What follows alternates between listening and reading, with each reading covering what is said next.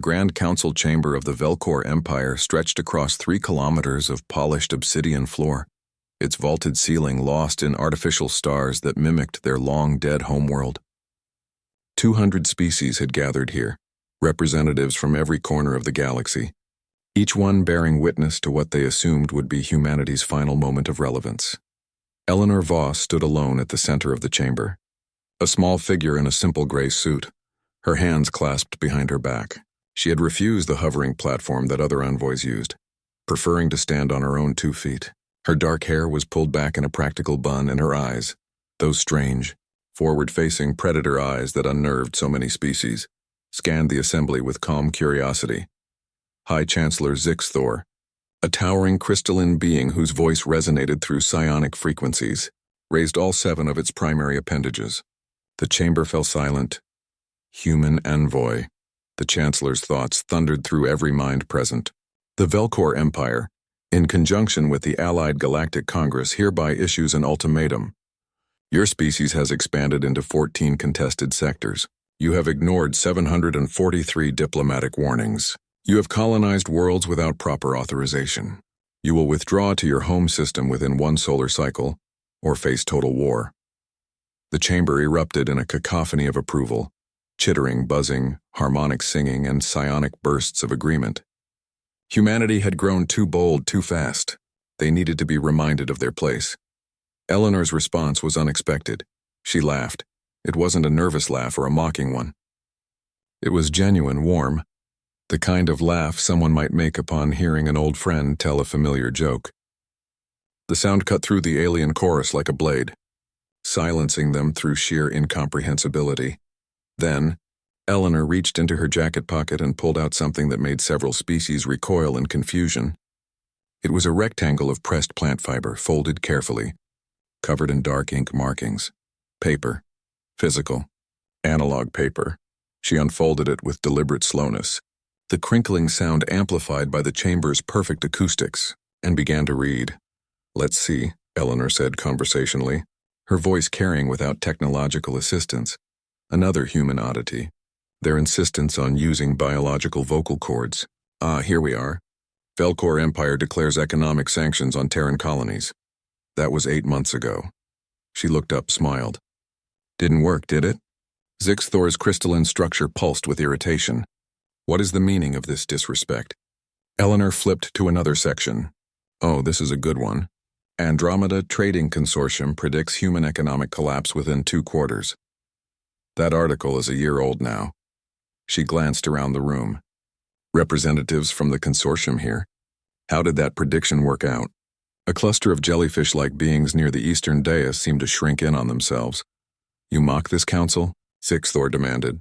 No, Eleanor said, her smile fading into something colder, sharper. I'm providing context. You see, we've been keeping track. Every threat, every ultimatum, every prediction of our imminent downfall. We collect them. Some humans frame them. Others, like me, prefer the traditional approach. She hefted the newspaper. There's something satisfying about paper.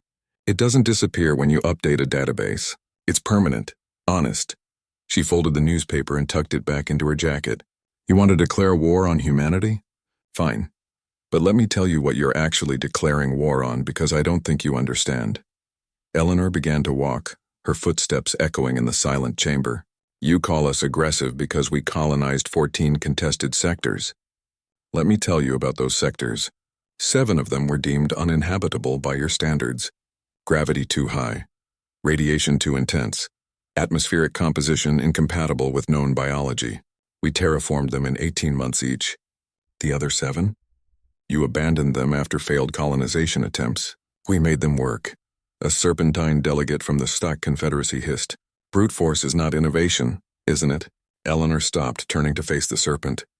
You've had faster-than-light travel for 50,000 years. You've had fusion power for 100,000, and yet when we arrived on the galactic stage barely 3 centuries ago, we closed the technological gap in a single generation. Not because we're smarter than you, though our friend Jasper Chen might argue otherwise, but because we don't accept limitations. She pointed upward, toward the artificial stars. Your species looks at those and sees beauty, nostalgia, art. We look at them and see fuel, resources, possibility. You've been coasting on ancient technology for millennia. We've been sprinting. Zixthor's voice dropped to a dangerous resonance. Your arrogance will be your extinction. Maybe, Eleanor acknowledged. But here's the thing about humans. We've been on the brink of extinction dozens of times. Ice ages, plagues, world wars, nuclear standoffs, climate collapse, AI rebellions.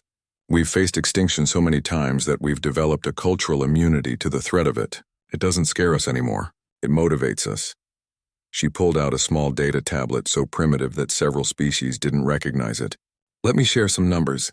You have 200 species in your empire. Combined military, 47 million ships, impressive. She swiped the screen. Humanity has 11 billion people under arms spread across 900 colonies. We don't have as many ships as you. We have something better. We have Jasper Chen and the entire distributed intelligence network. One human scientist means nothing, Zixthor said. But there was uncertainty in the psionic undertone.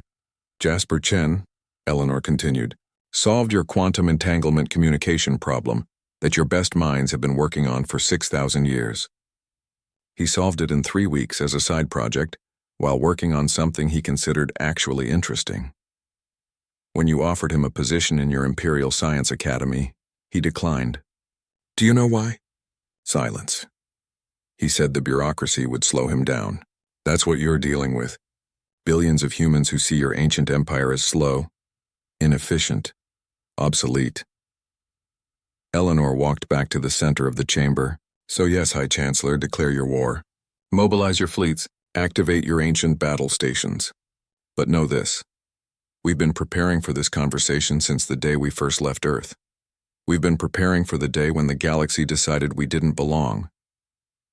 She pulled out the newspaper again, holding it up. And we'll add this declaration to our collection, right next to all the others who underestimated us. Who thought we'd roll over? Who thought we'd be afraid? Her eyes swept across the assembly, meeting the gaze of dozens of species. We're not afraid. We're excited. Because war is what we're good at. It's practically our species' hobby. We've been fighting each other for 10,000 years, perfecting the art.